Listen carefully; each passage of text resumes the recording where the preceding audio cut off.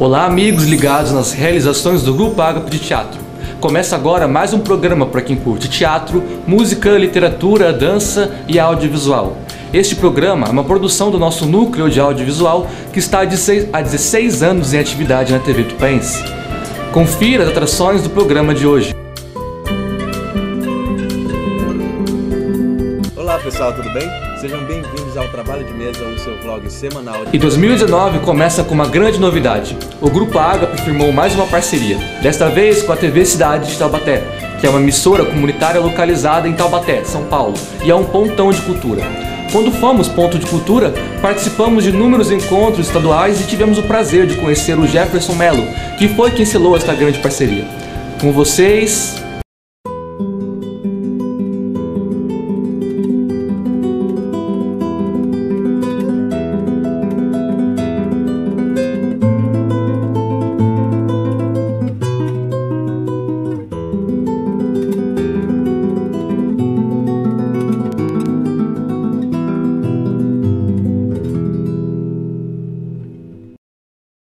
Prazer imenso entrar em sintonia com os ouvintes aqui de Taubaté, os telespectadores da cidade de Taubaté. E hoje é um momento muito especial porque nós temos um convidado ilustre em que vamos estar conversando. Aliás, caros telespectadores, nós estamos na Semana dos Professores. E por isso também eu quero prestar homenagem a esse grande amigo, colega de tantos anos que está aqui entre nós no nosso programa Momento de Decisão. Esse grande amigo é um grande escritor, autor desse livro Mostrando a Cara para Vencer. Esse livro é de Nereu Rocha. É normal isso. Nereu Rocha, nosso grande amigo, que também escreveu outros livros. Ah, Eu Posso. Esse eu acredito que foi o seu primeiro livro. Sim. Foi o primeiro livro, Ah, Eu Posso. E também o livro Comunicação e Reflexões. Nós estamos aqui do lado de Nereu Rocha, nosso grande colega e amigo, que tem toda uma formação, não só como pedagogo, mas também na área de ciências jurídicas e sociais, e também na especialização na área de, gostaria que você me ajudasse, administração, marketing e educação. E Nereu, além de escritor, pedagogo, Nereu também foi diretor das escolas Senai aqui de Taubaté e São José dos Campos. Quando eu o conheci, Nereu Rocha fazia parte não só do grupo de colegas que jogavam basquete, no grupo da Casa do Estudante, o grupo IP, que era comandado pelo padre Gil Claro, e que tinha uma equipe maravilhosa do basquete, do esporte aqui na cidade de Taubaté. Entre eles era o Neves, o Dil, o Diógenes, o Jairo José. Tinha também uma equipe maravilhosa que fazia parte junto com o padre Gil Claro. É um prazer estar contigo hoje, Nereu. Valquíria, mais que um prazer, mais que uma honra, é uma emoção estar aqui na TV Cidade falando para minha cidade, para minha Taubaté. Eu fico muito satisfeito, muito emocionado, porque você sabe, apesar de não ter nascido aqui, não é? Eu sou talvez tão ou mais taubatiano, me desculpem, do que muitos taubatianos que aqui nasceram. E um ponto importante que você deixou de falar da minha biografia, da minha trajetória, e é o mais importante, 4 filhos taubatianos. Que bonito! E Nereu, que é muito importante, além de você escritor, professor universitário, você dá aula para o pessoal na área de pós-graduação, Você também teve uma experiência muito grande na Europa, nos países França, Espanha, Itália, uma experiência que você trouxe na área de RH. E você também, você além de ser, eu diria que você é muito taubatiano, pelo menos eu o conheço como um taubatiano, mas você veio da cidade de São Carlos. Sim. São Carlos, hoje você reside aqui em São José dos Campos, mas você veio de outras regiões, mas você tem um amor muito grande por Taubaté. Verdade. E também gostaria de frisar que você, além de diretor das escolas Senai, você foi diretor de RH, consultor em diversas empresas aqui do Vale, presidente da Associação Vale Paraibana de Administração Pessoal, foi também presidente da Comissão Municipal de Empregos São José dos Campos e conselheiro do CIESP, na cidade de Taubaté, São José dos Campos e Jacareí. Então, realmente, você tem um currículo maravilhoso e uma experiência, principalmente em RH, muito grande. E no dia de hoje, aliás, eu quero agradecer o patrocínio, a ajuda do nosso grande amigo, o Bar e Restaurante do Osmar, que está sempre patrocinando o nosso programa, que fica aqui na Avenida da Saudade, Jardim Humaitá, número 470, telefone 3632-1221, é o bar e restaurante do nosso amigo Osmar. E aqui do nosso lado, aqui nos estúdios, nós temos as obras atrás de Josué Amadeu, e aqui do lado de Nereu Rocha, Nazaré Ferrari, nossa amiga aqui dos estúdios da TV Cidade de Taubaté. São telas bonitas que trazem flores, porque nós estamos na época das flores, nós estamos na época da primavera, não é, Nereu? Exatamente. E hoje em nosso programa, além da homenagem ao professor, que eu digo sempre às pessoas, Nereu é um grande mestre, um grande professor, mas Nereu, eu digo sempre, o professor é aquele de todos os dias, é aquele que ajuda a pessoa a crescer, a pessoa a ser alguém na vida. Então, o professor nós devemos lembrar em todos os dias da nossa vida, não é mesmo? Exatamente. Nesse livro que Nereu, Mostrando a Cara para Vencer, esse livro que eu quero destacar, é um livro muito interessante, um livro bem técnico, com muitas informações, e que eu tive a oportunidade de ler, reler, e tirei muitos dados, porque tem muito a ver da psicologia. E quando você fala da questão do primeiro emprego, quando você aborda a questão de preparação de um currículo, que é muito importante, e também, eu vejo assim, a apresentação da pessoa no momento do emprego e também nesse processo seletivo, quando nós falamos da dinâmica de grupo, você como gerente de RH e atuando em várias empresas aqui no Vale, eu também tive a oportunidade de atuar com seleção de pessoal e também com dinâmicas de grupo. Na dinâmica de grupo, quando você faz a seleção, você percebe essa questão de olho no olho. É você conversar com aqueles que estão submetendo a uma vaga. E como é bom você conhecer as pessoas através da dinâmica de grupo, não é, Nereu? É fundamental, principalmente no processo seletivo, existem várias etapas. É a análise do currículo, sim, é uma entrevista que muitas vezes nós fazemos de início, mas a dinâmica de grupo também é muito importante, que você pode inclusive comparar atitudes em que ele teve quando fez uma seleção cara a cara com o selecionador e depois quando ele está numa equipe, com colegas e que ele tem que se interagir. É nesse momento que nós vamos analisar o comportamento, as atitudes do candidato.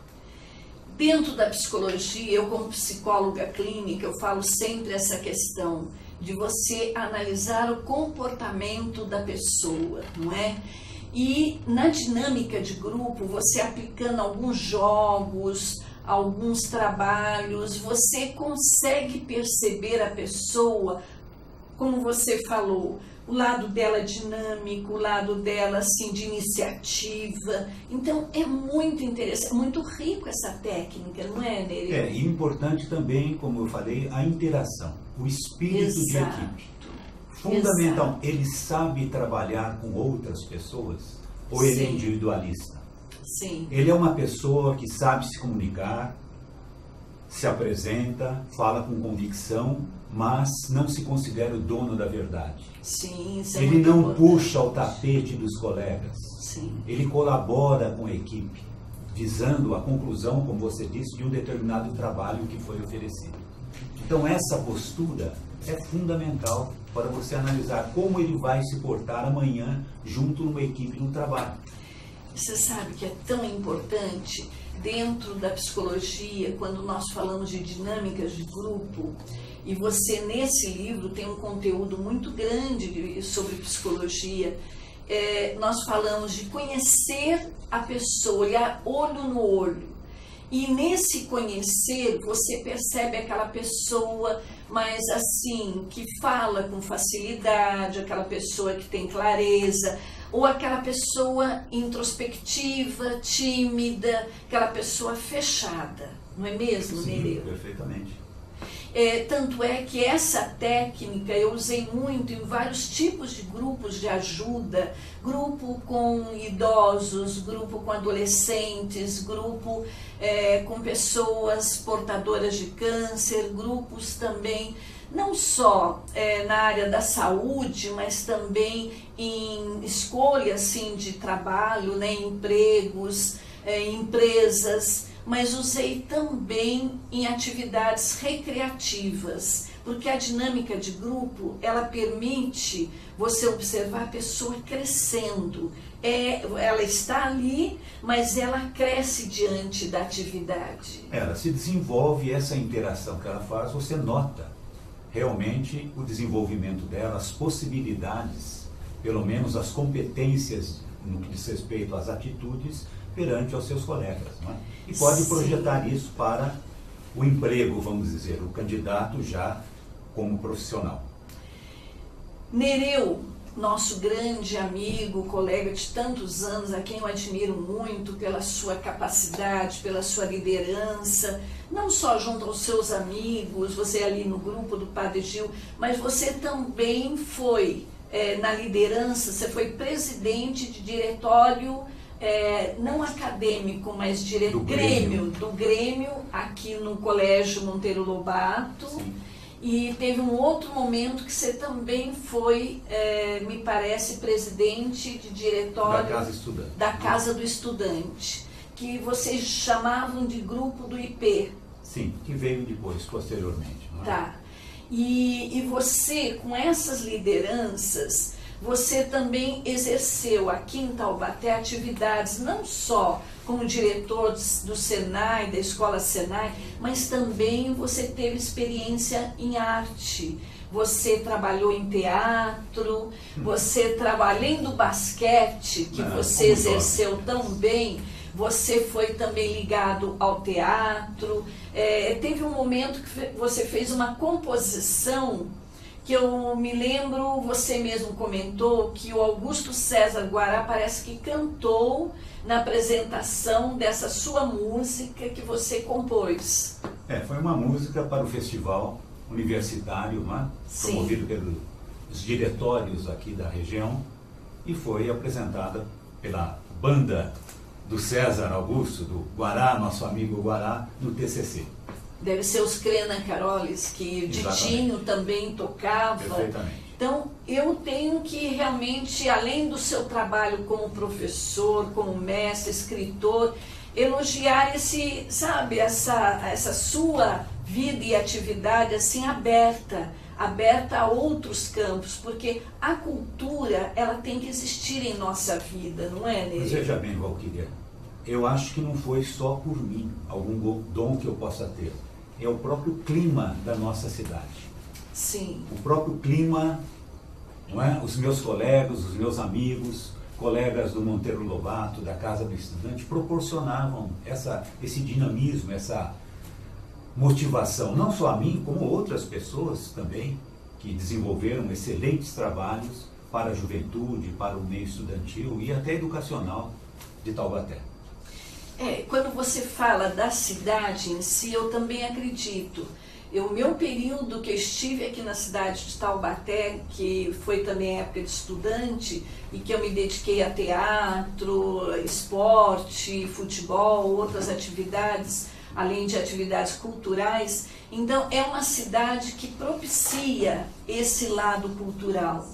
E eu acredito que você, por exemplo, quando você fala de empreendedorismo, né, que no final do livro você cita essa coisa de você buscar os seus sonhos, né, ser empreendedor, né, buscar os seus sonhos. E que até tem uma fala do Papa, esse grande Papa que está entre nós, o Papa Francisco, a quem eu admiro muito, que diz assim: nós devemos na vida não construir muros, mas pontes. Porque as pontes justamente é para você trabalhar para o crescimento e não você bloquear, não é mesmo? Você gostaria de falar sobre essa frase de Papa Francisco? Não, eu acho que você deixou bem claro, Valquíria, não é? Quando nós estamos numa comunidade, numa sociedade, nós temos que gostar exatamente, buscar o relacionamento, o diálogo. No próprio país, hoje em dia, está precisando disso, de um diálogo construtivo. Não adianta nós nos dividirmos. Então isso, se é importante para o país, é importante para a nossa cidade, é importante para uma equipe, é importante numa sala de aula, não é?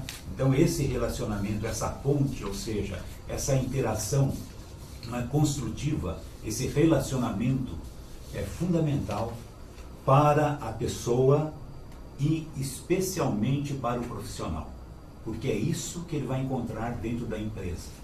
Ele tem que levar para a empresa não só as suas competências, mas a harmonia também, buscar atingir os resultados da empresa, que vai favorecer também em benefício do quem está empregado. E é importante, Nereu, que nós temos que ver quando você fala dos sonhos.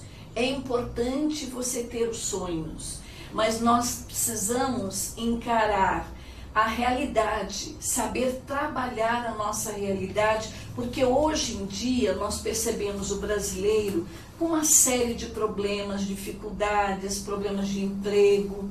Então eu vejo no brasileiro assim essa questão da criatividade. O nosso povo brasileiro tem isso, mas ele tem que saber lidar com essa criatividade para ir buscar os seus sonhos, não é mesmo? O brasileiro tem muita criatividade, como você falou, mas tem pouco planejamento. Exato. O brasileiro tem um sonho, e sonho é fundamental. Nesse meu livro eu coloco como o primeiro passo. O plano de ação. É fundamental você ter um sonho. Mas, além disso, você precisa transformar esse sonho num objetivo. E o objetivo é quantificado e tem data para ser realizado. Não adianta você pensar hoje, jovem, um casal de namorados, de noivos, olha, nós precisamos, não é, construir, ter a nossa casa, porque daqui a 30 anos vai ser uma segurança para nós. Passado um sonho maravilhoso, que todo mundo deve ter. Passado 30 anos, ele já numa certa idade vira para a esposa: oi, bem, nós temos que pagar hoje, não é, o aluguel da casa. Lembra quando nós falamos? Por quê? Porque ele não transformou esse sonho, boas intenções, em ações. Então eu tenho de transformar um sonho em objetivo. Qual é o meu objetivo? Comprar um terreno até janeiro de 2019. Iniciar a construção da minha casa a partir de abril de 2019 ou de 2020. Mas eu tenho que ter esse foco. Senão eu vou ficar só com sonho e não vou chegar à realidade. Não vou conquistar os meus objetivos. é trabalhar a realidade, não é, Nereu?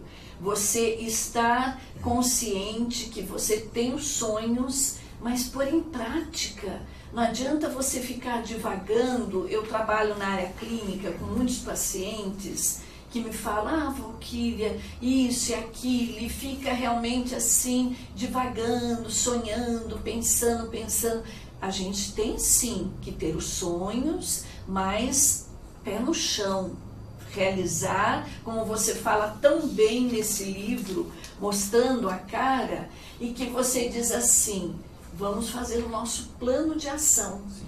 Você tem que se preparar para realizar seu sonho. Exato. Você tem o sonho, que é o primeiro passo, você tem que acreditar em suas competências, seus dons, mas nesse acreditar, você vai verificar que falta alguma coisa. Sim. Então, para atingir aquele objetivo que eu vou estabelecer, ou esse sonho, a princípio, eu tenho que me preparar, eu tenho que fazer um determinado curso, eu tenho que aprender uma determinada língua, eu tenho que adquirir determinadas habilidades. Isso faz parte, eu estou acreditando que eu tenho condições de me preparar. E aí eu faço a preparação. Nesse momento eu me motivo, e em seguida, e aí é o pecado, infelizmente, de muitos profissionais. Esquecem do planejamento. Exato. E passam para a execução. E no planejamento você tem que, como eu disse, caracterizar aquele objetivo, estabelecer as metas, que são os degraus antes de atingir o objetivo, as linhas de ação, como eu vou realizar essa meta. Eu devo fazer isso, quando eu vou fazer, como eu vou fazer, utilizando que meio eu vou para realizar. Aí eu faço o meu plano de objetivos. Aí eu faço a execução. Então essa é uma sequência, não é? Durante a execução, o relacionamento, que é um passo, é o sexto passo. Sim. É fundamental o relacionamento interpessoal, não é? Qualquer empreendedor, microempreendedor, empresário, qualquer profissional que seja, mesmo não tendo cargo de gestor, de comando, tem de ter um bom relacionamento humano. É necessário. É fundamental. Aliás, um psicólogo americano, você é psicóloga, ele diz o seguinte: somos tão felizes quanto felizes são os nossos relacionamentos. Ou seja, conforme o relacionamento vão ser os resultados, tanto para a vida pessoal como profissional. Se eu mantenho um bom relacionamento com a minha família, com os meus vizinhos, com a minha sogra, com os meus colegas, com os meus subordinados, com as chefias, é claro que existe muito mais possibilidade de alcançar um sucesso, tanto profissional como pessoal. Em tudo na vida, não é, Nereu? Porque nós vivemos numa sociedade e o ser humano, ele é um ser social.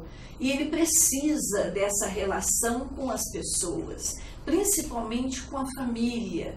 E se ele tem um bom relacionamento em família, vai ajudar muito nessa questão do trabalho, do emprego, dele se desenvolver. E eu quero hoje não só parabenizar você por esses livros que você já escreveu, o de Comunicação e Reflexões, esse livro Mostrando a Cara para Vencer, que é muito assim detalhista nessa questão do emprego, e também o primeiro livro, Eu Posso. E nós sabemos que tudo na vida nós podemos, não é, Nereu? Depende muito dessa, como você falou, determinação. E hoje eu quero também agradecer a colaboração do nosso grande amigo, que está sempre patrocinando o nosso trabalho, o Bar e Restaurante Dosmar, que fica aqui no Jardim Humaitá, Avenida da Saudade, 470, telefone 36321221. Agradecer a essa colaboração e principalmente a sua colaboração, Nereu. No dia de hoje, que nós falamos do professor, falamos do empregador, falamos das empresas, do trabalhador, e sabemos que para podermos crescer na vida, a comunicação se faz de muita importância. Você deve saber como lidar com as pessoas. Como você diz muito bem em seu livro, é olhar olho no olho e procurar crescer junto com a pessoa, não é mesmo? E quando nós falamos em comunicação, Valquíria, não é apenas falar bonito, falar bem, ter um bom português, é se fazer entender. Exato. Esse é o ponto fundamental. Será que eu estou me fazendo entender para os meus subordinados? Para a minha chefia? Para a minha esposa? Para o meu marido? Meu marido, estou dando um exemplo. Para a minha esposa? Sim, para meus filhos? sim, ou a sim. esposa para com o marido? Isso é fundamental. Esse é um ponto de comunicação. O outro, tão importante quanto eu me comunicar, é eu saber escutar. É fundamental no processo de comunicação eu saber escutar, eu prestar atenção, eu ter interesse naquilo que a pessoa está falando. Isso eu dar se um feedback diz. para ela, mostrando que eu entendi, que eu concordo, ou até mesmo que eu discordo. Isso é construtivo. Muito importante. Nós, como terapeutas de família, terapeutas de casais, nós sempre incentivamos essa questão de saber ouvir, saber falar, falar na hora certa, saber escutar o outro, dar chance do outro falar, ser ouvido. Então, essas técnicas são técnicas que auxiliam no nosso relacionamento interpessoal, não só junto à família, mas também na questão do nosso trabalho, não só em empresa, pode ser num hospital, pode ser numa lanchonete, pode ser em tudo na vida, não é, Nereu? É muito importante. Então, hoje, a nossa mensagem do dia de hoje para todos os nossos telespectadores aqui de Taubaté é você realmente estar ciente que a comunicação ela é necessária, ela é importante no ambiente de trabalho, na nossa casa, na nossa família, junto aos nossos filhos, ao nosso companheiro. Aliás, eu quero agradecer a senhora, sua esposa, pela sua presença hoje aqui. Eu a conheço, é uma pessoa muito querida, e que você continue esse profissional que você é, que não só é um profissional amigo, mas é um profissional que ajuda a pessoa a crescer. Muito obrigada pela sua presença hoje aqui nos estúdios da TV Cidade de Taubaté, Nereu. Valquíria, como eu disse, mais que prazer e honra, foi uma emoção estar aqui. Não é? Até gaguejei em alguns momentos, não é? Estou à sua inteira disposição quando sentir, não é, que eu tenho alguma coisa para levar aos meus amigos de Taubaté. Será uma grande honra para mim, um grande prazer. Eu que agradeço, muitíssimo obrigado. Muito obrigada, esse nosso grande colega, amigo de tantos, né, na família, do Jairo José, de todos que são ligados ao basquete aqui de Taubaté. E hoje eu estou aqui com vocês com um lembrete aqui, o que nós chamamos desse Outubro Rosa. Para quem não sabe, eu sou voluntária no Ato da cidade de Guaratinguetá e nós atendemos pessoas portadoras de câncer e é um trabalho de conscientização, é o Outubro Rosa. É o trabalho de conscientização das pessoas para que as pessoas façam a avaliação, procurem um médico, comece não só de se olhar, mas começar a se tratar, porque o câncer tem cura. Isso eu falo no meu livro, Reflexões no Momento de Decisão. E você, se olhando e procurando uma ajuda médica, você consegue se curar. Então, são os passos da vida. Agradeço a Nereu Rocha, nosso grande colega, amigo. Agradeço ao Bar e Restaurante do Osmar, que está sempre conosco, nos ajudando, colaborando com o patrocínio. E o nosso lembrete hoje a todos é que vem na figura do professor, mais do que um educador, mas um amigo. Um amigo que às vezes você não tem na sua casa, diante do seu pai, da sua mãe, dos seus irmãos, mas você tem na figura do professor um grande amigo, não é, Nereu? Perfeitamente.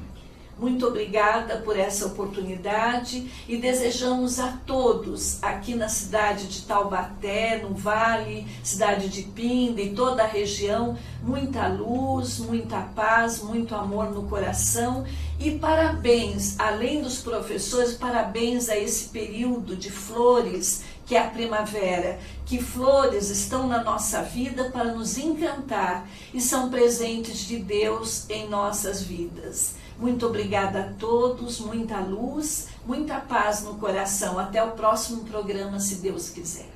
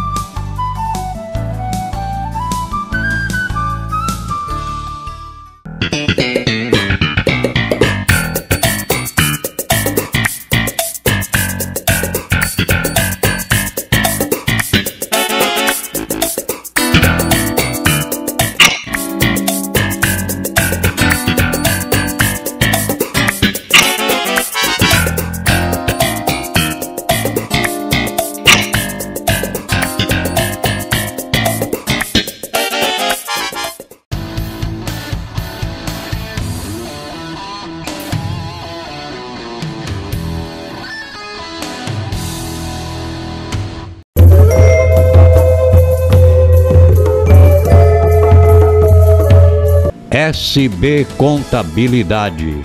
Profissionais com larga experiência na área, prestando serviços de escrita fiscal, departamento pessoal, expediente em geral, contabilidade e assuntos fiscais. SB Contabilidade.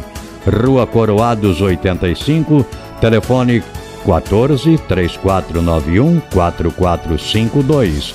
SB Contabilidade. Sempre ajudando a contabilizar o futuro de nossos clientes.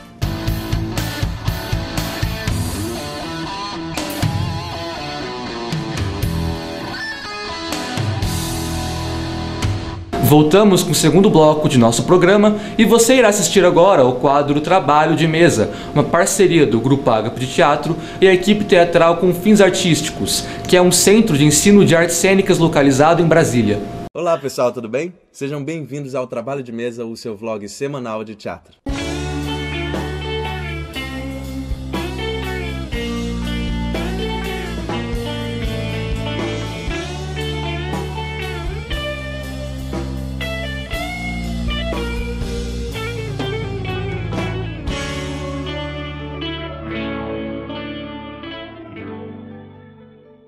O programa de hoje é diferente porque ele é uma resposta ao vídeo das meninas do canal Leituras Alheias, a Raíssa e a Ana Flávia, que falaram sobre o texto Casa de Bonecas do Ibsen. Então, se você não conhece nada sobre o canal delas, é interessante você dar uma pausa e conhecer. Estamos aqui para falar sobre o quê, Raíssa? Calma, vamos falar para as pessoas que a gente sumiu, mas a gente não foi embora para todo sempre. Não foi embora porque a vida é cheia de coisas. A vida é cheia de... Uma coisa muito importante é que elas têm um canal meio feminista, meio sobre literatura, e isso é muito diferente e muito interessante aqui, pelo menos eu acho que é o primeiro vlog de Brasília.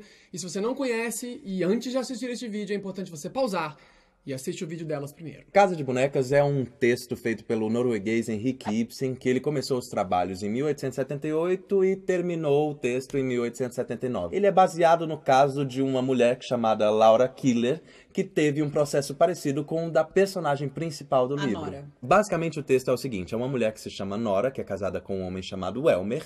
Ela vive uma vida perfeita e feliz dentro de casa com seus filhos, até que ela se vê chantageada por um rapaz que é o senhor Krogstad, que é um mau caráter, como é colocado no livro, que a chantageia por causa de um empréstimo que ela fez e ela falsificou a assinatura do pai dela para conseguir esse empréstimo. É importante dizer que ele não sabe porque ela pediu esse dinheiro emprestado para tentar salvá-lo de uma doença que ele não sabia que tinha. Então por isso que ela não conta nada para ele, nem do empréstimo, nem da doença que ele tinha. Esse texto está disponível em PDF na internet. Esse texto será abordado na prova do PAS. Então você, garoto, garota do ensino médio, que quiser dar uma estudada bacana pra provinha, Estudar é sempre bom, assiste o vídeo da gente, tá bom? Nós não vamos falar da literatura, porque as meninas do Leituras Alheias já fizeram, então a gente não precisa aqui ficar se repetindo, e você já assistiu o vídeo, certo? O que a gente vai falar é sobre a interpretação do texto, que é uma coisa particular de nós atores, falando sobre um texto de teatro. Eu acho interessante a gente colocar aqui, se questionar até, por que o Paz estaria colocando esse texto como um texto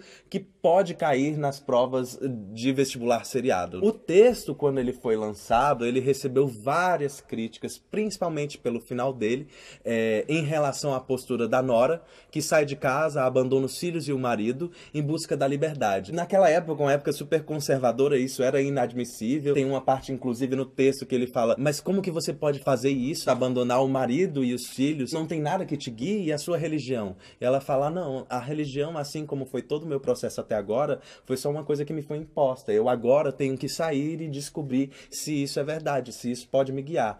O texto foi bem criticado na época, estava surgindo vários movimentos de emancipação dos direitos das mulheres. Então, eu me questiono se hoje o pai está propondo uma reflexão a esses alunos do segundo grau, ensino médio. Hoje já se pode falar em uma nova geração a cada 10 anos. Isso significa que mais pessoas diferentes estão Eu convivendo. fico pensando se o pai quer provocar essa reflexão ou questionamento desses meninos que muitas vezes dentro de um currículo regular de sala de aula mal leem sobre feminismos ou sabem o que é feminismo. Então talvez um texto como Casa de Bonecas dentro de um vestibular seriado possa incitar várias discussões em sala de aula. Talvez, pelo ano de liberação dos arquivos da ditadura militar, vai saber. Isso é a produção que falou? Foi a produção. Entendi, recebi aqui também.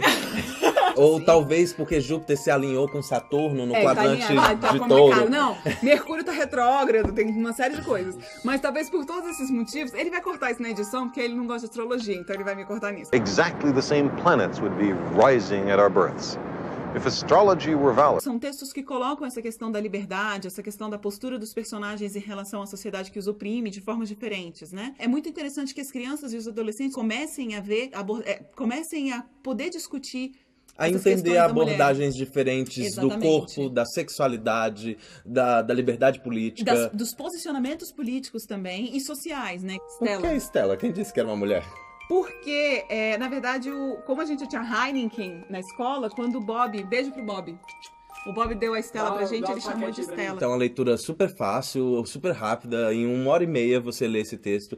É um texto empolgante, realmente, fato. Eu tenho um pouco de dificuldade, às vezes, quando eu leio um texto teatral sozinho, eu acho chato. E é um texto que você fica querendo saber o que vai acontecer, porque existem vários momentos de tensões. Inclusive, existe uma coisa muito legal no texto, que é esse acompanhamento do tempo do texto. Tem uma hora que ela tá sendo chantageada, que ela calcula o quanto tempo ela tem de vida até que o marido descubra toda essa situação. Então é um acompanhamento da tensão dessa personagem junto com uma contagem regressiva de tempo que faz com que o leitor e o espectador fique cada vez mais ansioso. Uma coisa muito interessante do personagem masculino, Elmer, é que ele só trata ela com nomes no diminutivo. E eu acho isso muito interessante da gente refletir sobre a forma como como a opressão pode estar disfarçada de carinho. E como eu acho que isso é muito... Essa sacada do texto... Essa sacada do Ibsen é muito legal, de colocar o opressor como alguém carinhoso. Tem uma frase que até as meninas citaram também, que é quando ele fala, mas como isso poderia sair de uma mulher? Tipo, existe uma opressão muito forte, revestida de chamá-la de cotovia, de chamá-la de... como é que ela... tem uma... Ave Canora. Ave Canora. E a violência, a opressão, ela é bem suave, talvez dissimulada. Mas eu acredito que ela tá estampada nas linhas, Sim, né? claro, ela com tá certeza. muito à mostra quando o cara fala o tempo inteiro com ela. Ela parece uma idiota. Ela é uma Exatamente. idiota, gente. A minha concepção de linha dramática dela é que ela sai de um idiota pra uma mulher nervosa, chantageada. Histérica. E depois ela passa por um abismo. Que E pode aí acontecer. ela se transforma numa heroína salvadora. Eu acho essa curva uma loucura. O que tem que falar? Taxa de PDF, você pode assistir o... Não vim preparada pra isso!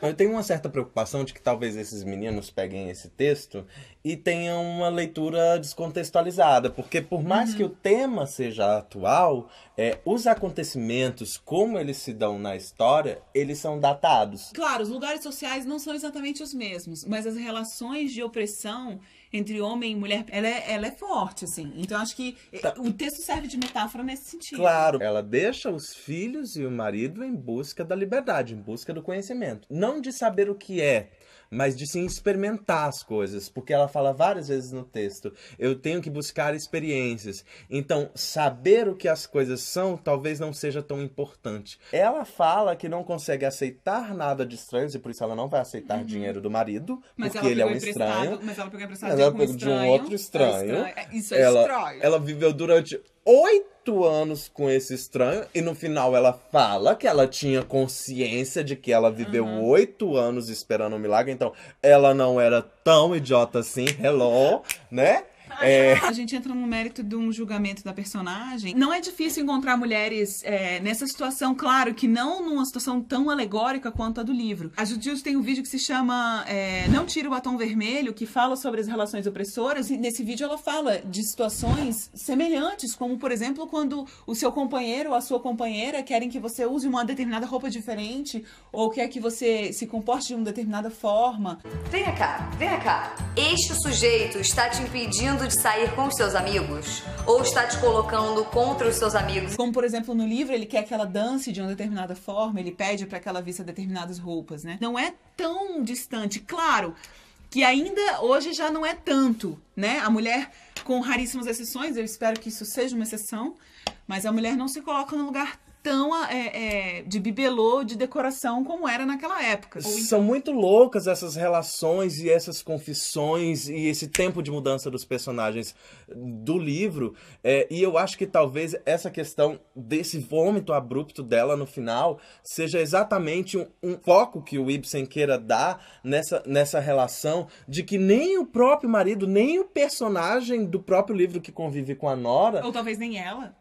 saiba que existe essa opressão velada. Ninguém, talvez até aquela época, tenha se ouvido falar tão abertamente num palco de teatro sobre direitos da mulher. Talvez seja aí um dos maiores acontecimentos em que os direitos de emancipação da mulher foi colocado num palco para pessoas em todo o mundo. É porque esse texto foi montado várias vezes em todo o mundo, gente. Muitos maridos na plateia talvez tenham se perguntado: poxa, será que a minha mulher, do jeito que eu a trato, ela está feliz? E algumas aves canoras também tenham pensado nisso, né? Tipo, será que de fato isso é a minha felicidade? Isso. Eu acho que do ponto de vista da mulher, fica muito claro falar dessa situação. Falar da sutileza com que a sociedade coloca esse lugar em que a gente tem que ser a boneca, em que nós temos que ser a linda, em que nós somos um objeto. Eu acho que eu não sei se as meninas que estão assistindo sentem isso, mas pra mim é muito claro, pra mim é muito óbvio que a sociedade impõe, naquele momento ela impunha e hoje em dia ela impõe de uma forma extremamente opressora esse lugar da mulher enquanto uma mulher objeto. Tá nas propagandas de cerveja, tá nas propagandas de lingerie, tá nas propagandas de sabonete. Nós não vivemos contextos sociais em que a mulher de fato possa ter opções em pé de igualdade para chegar ao ponto de decidir ser uma mulher bibelô por opção, porque simplesmente as opções elas não são em pé de igualdade. A sociedade ela não constrói cenários para que os homens e as mulheres escolham de forma realmente livre o que elas querem ser. Fica muito difícil para alguém que nunca conheceu outra realidade decidir determinadas coisas, sendo que aquilo que é apresentado para ela é sempre a mesma coisa. A gente sabe que muitas mulheres se identificam... eu tava... me oprimindo. Ela me oprimindo. Ela fica me oprimindo no vídeo. Ela fica aqui, ó. Exato. Muitas mulheres que estão nesse lugar, elas compreendem que existe alguma coisa errada, mas elas demoram muito a identificar o que é. Eu tô falando mulheres como exemplo, tá, gente? Enfim, pessoas que estão nessa situação. Talvez, na época, ser o mais clichê era o mais impactante. Claro, óbvio. Porque as pessoas não tinham muita informação sobre essa opressão tão estampada. Como montar esse texto sem cair nos clichês que, para uma plateia mais sapiente, ressoei como uma reafirmação dessa opressão. Esse texto, ele é muito provocativo, né? Da gente não pensar também só nessa questão da opressão como uma doença, mas sim de uma construção também social. A gente podia ficar aqui horas falando disso. É muito polêmico isso. Mas é um tema muito bom, porque é muito complexo, e os clássicos, eles são assim, as boas peças, as boas obras de arte, elas fazem a gente ficar aqui falando 1000 horas sobre isso. A gente fica por aqui, eu espero que vocês tenham gostado. Curtam a nossa página no Facebook, se inscrevam no nosso canal no YouTube, deem likes no YouTube, isso conta muito pra gente. Sigam a gente no Instagram. E assiste o vídeo das meninas, aqui, ó. Então é isso, pessoal, semana que vem tem mais um vídeo, continuem acompanhando a gente e até mais.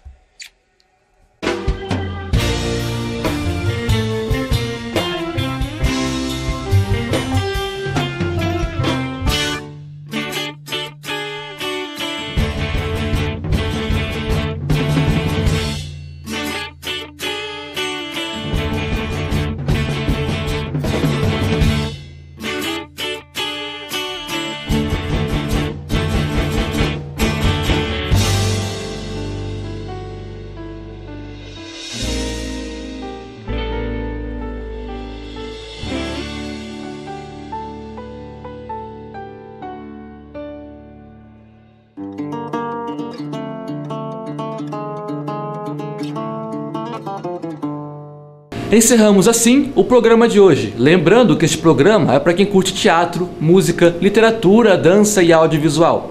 Aqui também você terá muitas informações sobre a cultura e as artes na Estância Turística de Tupã. Este programa é uma produção do nosso núcleo de audiovisual que está há 16 anos em atividade na TV tupaense. Esperamos você no próximo programa. Até lá!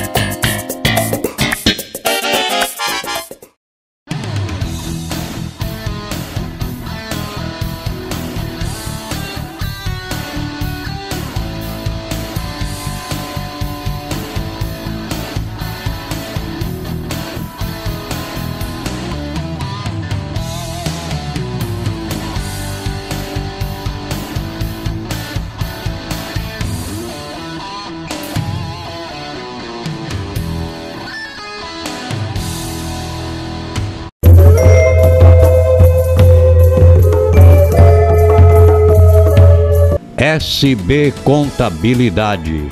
Profissionais com larga experiência na área, prestando serviços de escrita fiscal, departamento pessoal, expediente em geral, contabilidade e assuntos fiscais.